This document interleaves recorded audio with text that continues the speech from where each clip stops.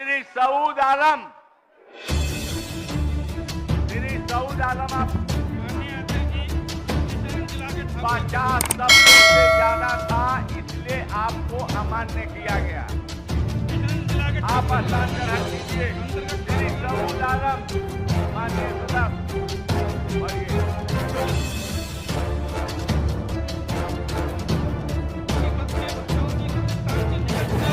शिक्षिका मीरा बेटा घेगाटोली होते हुए मुर्गी हारा तक